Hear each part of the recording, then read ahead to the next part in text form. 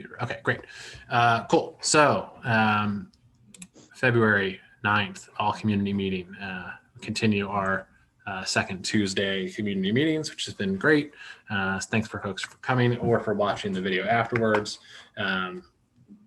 Pretty quick agenda, same kind of stuff as we always talk about in these meetings. Update on anything related to core values and mission. We'll do some committee updates, financial updates, and then non-financial numbers, y'all, and then open Q&A. Probably be able to get through everything in the content here in 15 minutes or so, and leave time for as much questions as people have, but always feel free to chime in, obviously. The thing I'll say about the core values part for today is we recently did publish to our website an updated page. There we go. An updated page with our mission statement, community first motto, our vision statement, and some details on the core values themselves. Obviously, those are always going to be an iterative work in progress, but we have kind of versions of those that we're happy with that we have now on the site for people to reference, which I think is important. And we'll also be using those versions as we draft bylaws, which obviously will be important as we start to look to recruit board members and submit for 501c3 status. And you can find that, I think it's highwireimprov.com/mission-and-values, but I'll send the link out, obviously, as well. You can get to it by the policies, the about section in our top navigation.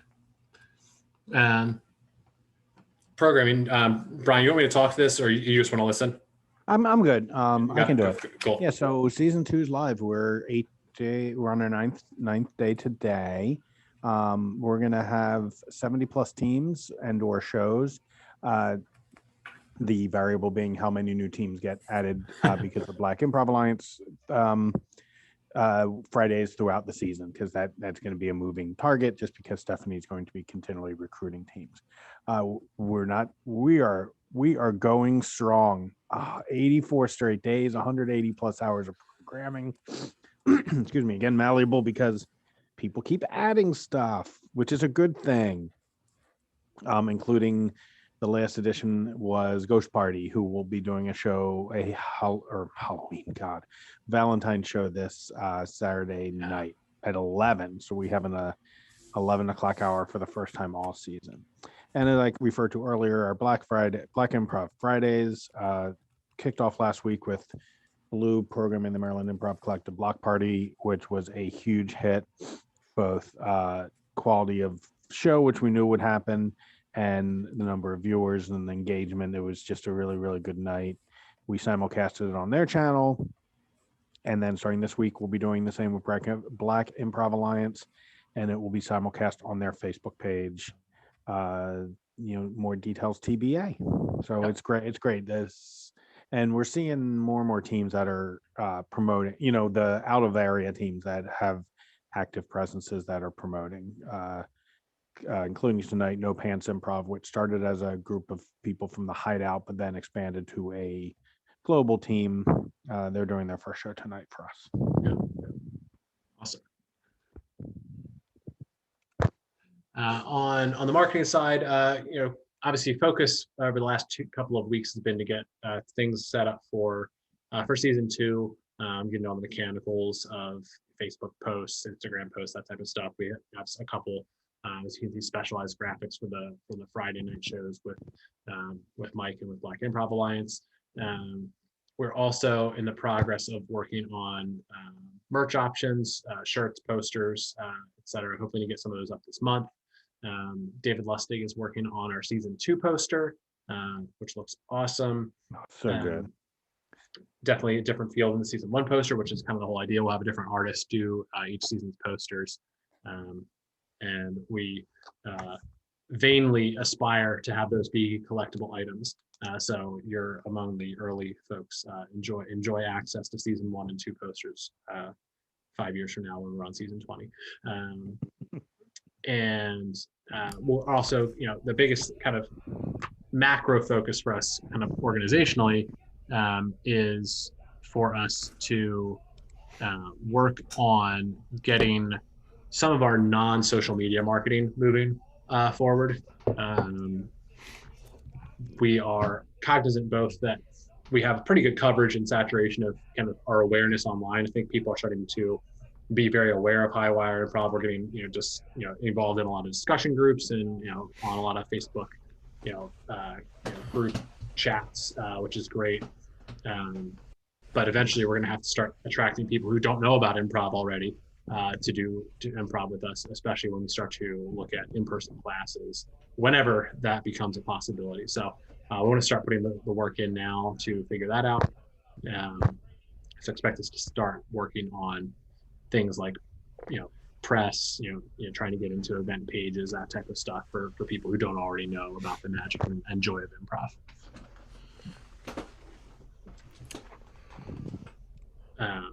On the education side, workshops are still going really, really well. We kind of have now our first, tranche of workshops complete. Kind of have been able to see the data from that. We had 10 workshops run in January, 58 students.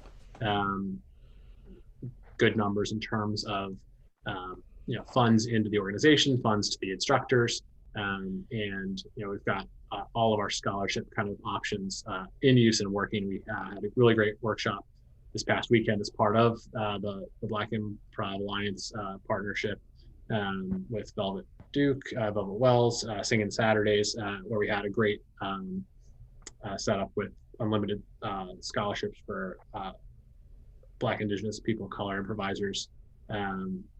That was well utilized, and we think that is going to be an effective model moving forward. So excited to continue pushing on that. Still working on core curriculum. Goal is to get to a 101 and 102 curriculum kind of draft by the end of March. Not necessarily launching classes at the end of March, because we don't expect, obviously, by then people will be able to do in-person classes, and we're pretty cognizant that 101 and 102 are maybe the harder market online. I think online workshops and online advanced classes have been effective for people who have already kind of taken the leap into Zoom improv, but trying to get people to start improv from 101 online has been a little bit tougher. And a lot of other organizations are already doing that well. And so we're still figuring out when the best time to launch those classes will be. In the meantime, we're doing a couple things to make sure that when we are ready for that, we're really prepared. This is a collaboration with the Anti-Racism and Anti-Oppression Committee. That we will be doing two things there. One, we've got a questionnaire drafted for all instructors to outline their approach to working with marginalized individuals and marginalized groups, and how they create safe spaces in the classroom environment that we're going to start requiring all instructors to complete. And then we will be working with Hollaback, which is an organization that does a wide range of trainings. They started kind of with initial focus on things like street harassment and sexual harassment in the workplace. They've now expanded to an impressive set of trainings. You can see some of their free trainings online. Everything from how to address COVID in the workplace to anti-racism training to bystander awareness training, all that type of stuff. We will be working with them. We're finalizing the details and contracts soon to have a bystander intervention training for the community, for the Highwire community, probably sometime in the early summer, probably maybe call it June. We'll figure out the details still. And then a implicit bias training with a focus on improv instructors from the Highwire community, but also from other improv communities. And the way that we'll structure that is we'll do a training with, run by Hollaback, and then have follow-up sessions that we steward to take what we learn from those sessions and apply them to common improv warm-ups and exercises and produce some kind of community output for that. We're finalizing the details for that program and how we'll kind of roll it out, but expect we'll look to announce that and gather other participants in kind of in the April to May timeframe, I expect. So more to come on that. Really excited about it. In addition to those things, we're working on some updated reporting processes, going to communicate those out to the community, and we're investigating and trialing some closed captioning solutions for our shows and workshops. Again, for broader accessibility and availability of all the improv we do, especially since everything is being recorded and made available online. And then operations, kind of last committee update here. Pretty similar update to last month, to be honest. We published the mission statement and values doc.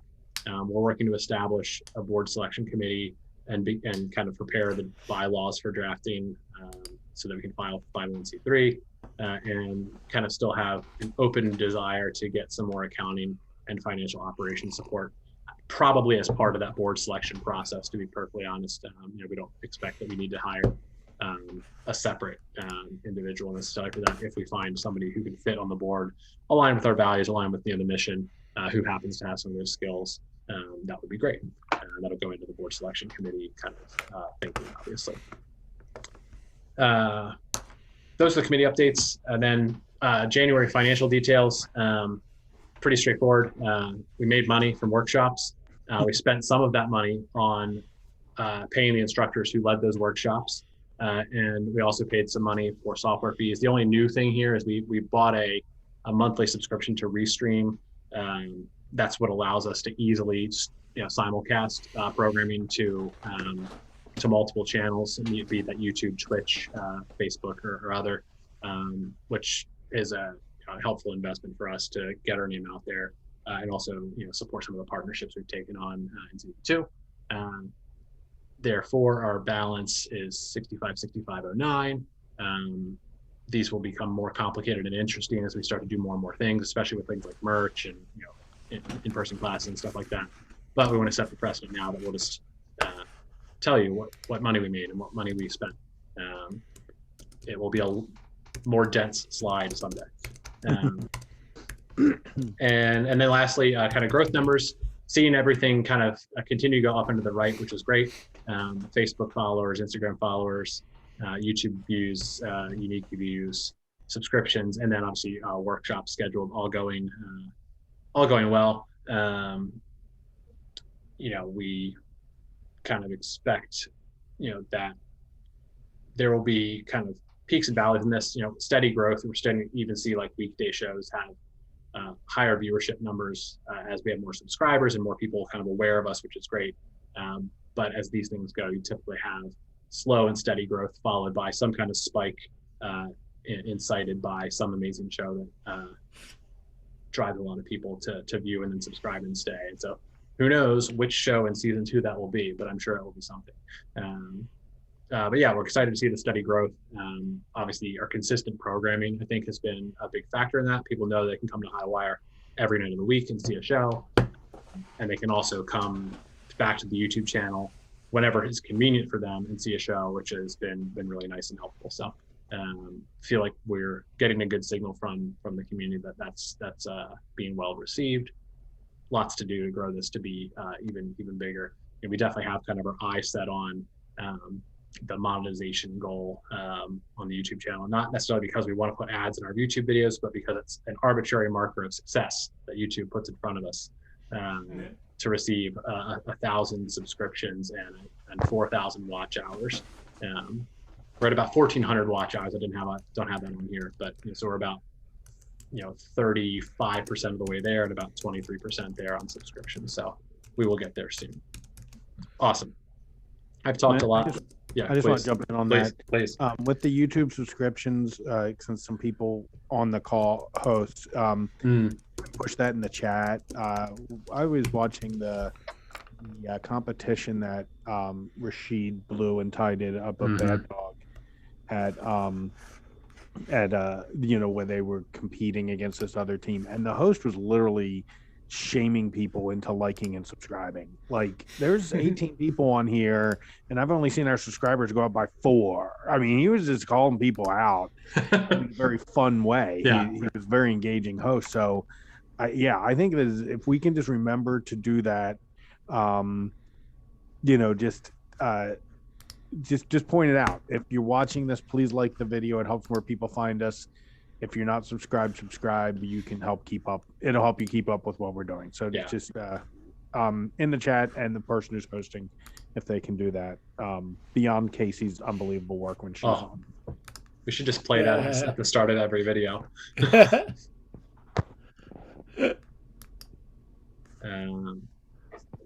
Cool. I think that's the end of the slides, which means if people have any questions or if people have answers, we'd love to hear those too. But we'll take questions and try and answer them if people have them. I'm curious how the delay was managed. That's interesting. Yeah. They did because of the voting, they did seem to be more, there's less latency than with us. Or I mean less delay than us. Interesting. Cool. In some ways, I consider it a success that we have no questions because we provided clear information. Yeah. In other ways, I wonder. But either way, thank you all for coming. If you do have any other questions, always free to reach out to us directly. If you know us individually, that's fine. You can also email us at highwireinfo@gmail.com or check us out on Facebook or Instagram if you're not already liking or subscribing there. And we'll do this every month. Cool. Thanks, everyone. Thanks, Bear.